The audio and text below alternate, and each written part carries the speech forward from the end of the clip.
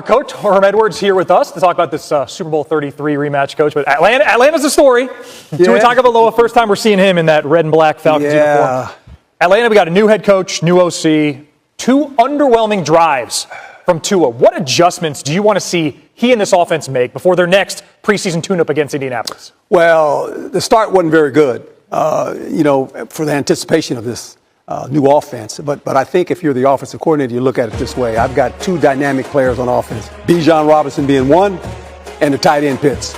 So when you look at them now, I think going forward, that has to be a part of getting some flow into this offense. But Tua looked like he was rushed. He had quick feet. It was like, come on, man. You get a new start, and it looks like this.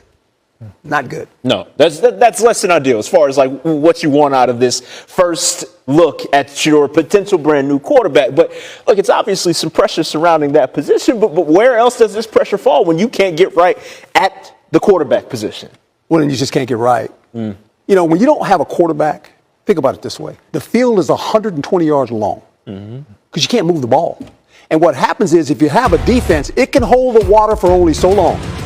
And then eventually it cracks. And then it becomes a problem. Your defense can hold on. You can see them go back out there, hold them, right? But eventually, this league is built on what? Offense. That's right. You got to score the ball.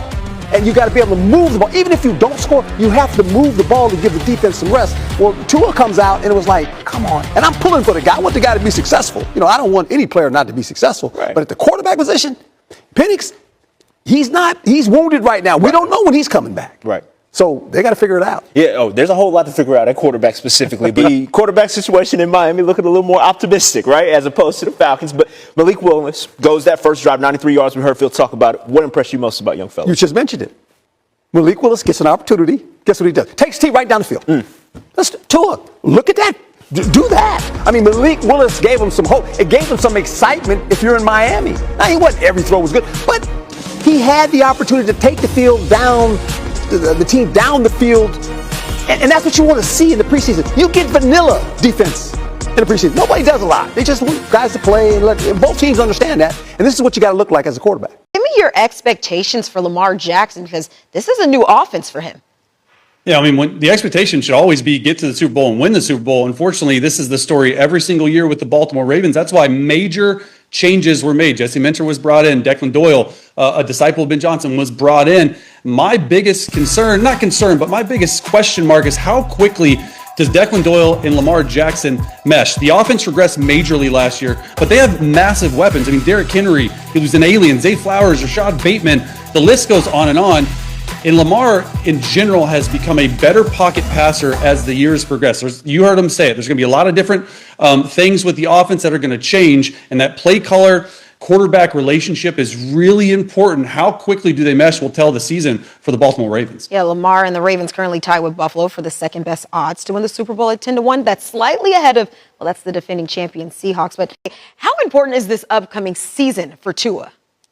I'd argue it's probably the most important year of Tua's career. Obviously going to a new offense, a new style of play, a new team, and playing in a completely different scheme. Under center, play action with Kevin Stefanski. He's going to be a little bit different than that shotgun offense he used to run in Miami. And the biggest thing for me with Tua is, hey, just don't screw it up. And I mean that by just be a distributor of the football. You have some of the best skill players in the entire league. Bijan Robinson, Kyle Pitts, Drake London, Zach Brantz, they're all coming over, and they're going to score points offensively. You have to protect the football, and at times, how will Tua look under center? I think that's the biggest thing I'm watching for really the entire year. I think he has the inside track to win the starting job, but he has to get the ball out. He has to get through his reads. He has to get through his progressions because it's a completely different offense than when he ran in Miami.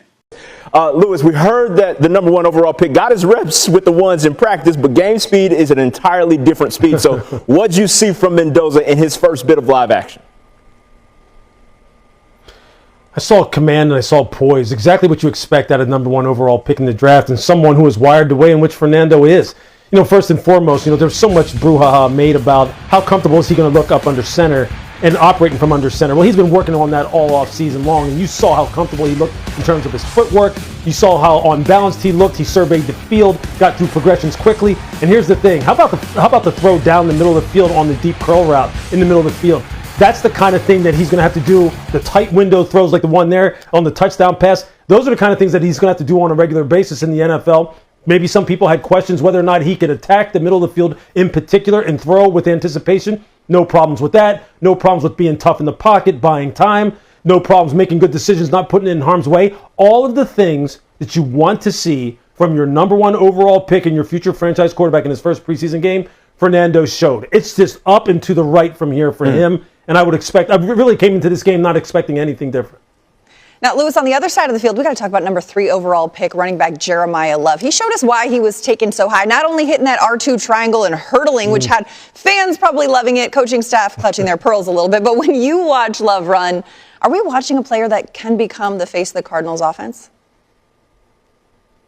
There's no question about it. Look, I think what you're seeing is every team is going to be looking for a guy like Jeremiah Love. And before Jeremiah Love, guys like Bijan Robinson, Jahmyr Gibbs, Christian McCaffrey, these are the unicorns. Those are the guys that you want because they're game breakers from multiple different positions on the football field. It doesn't have to be perfect for him to really go ahead and then still produce a plus 10, plus 20-yard explosive. And when you do give him some room, that's what he does. He's on to the second level quickly. You saw this sweet jump cut to the outside, making the first defender miss. You see he can make the second defender miss. He can finish with finesse. He can finish with power. And how about the way he ran some of those F-angles, some of those halfback angle routes out of the backfield? He looks like a wide receiver. Exactly how he looked at Notre Dame, exactly how he looked at the Combine. Look, I said this a while ago. It's an exciting time to be an Arizona Cardinals fan, especially when you look at how this offensive personnel fits what Mike LaFleur wants to do from a philosophical perspective. Man, they've shown it the first 2 games of the preseason. Lewis, Joe Burrow, we saw him play 2 series in the Bengals preseason opener, showed some good and some not so good. But what did you take away from Burrow and the Bengals in their first preseason action? Yeah, Madeline, I think what you're seeing here is what Zach Taylor wants to get done offensively to help Joe Burrow out. That means putting him up under center, running the football with authority downhill between the tackles, so then the play-action passing game can then come off of that. And really what it does is it slows down the pass rush against this offensive line.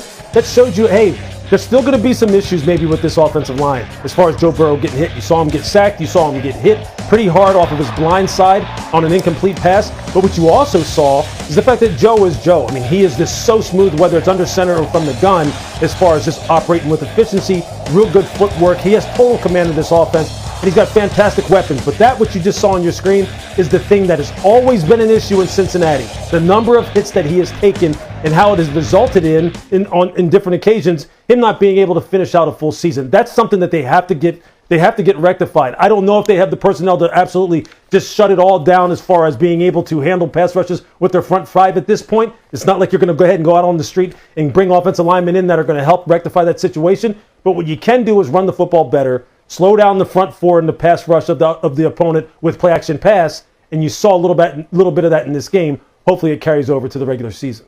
Russ leaves the sport as the all-time leader in triple-doubles, 209. He averaged a triple-double in 4 separate seasons, more than every other player in NBA history combined. He did not get that ring, Ramona, but what will you remember the most about Westbrook's career?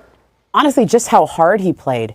We're in this era of load management, and, there's a question of guys play every night. This man played every night. He played every minute and gave every bit of energy that was inside of him, and then some energy. I don't even know where he found it, because that's how he became Russell Westbrook. He was not, I covered him at UCLA, and he was not a highly recruited guy. He had one other scholarship offer before UCLA came into the picture, and he made himself into the superstar he became. And I think that really is his legacy of just a self-made man. He really earned every bit of his NBA career, and I'm happy for him. He gets to go on his own terms. Yeah, me too. Loved watching him play. Loved covering him. Obviously, one of the architects of the tunnel fits too. I mean, he was way ahead of his time with the fashion.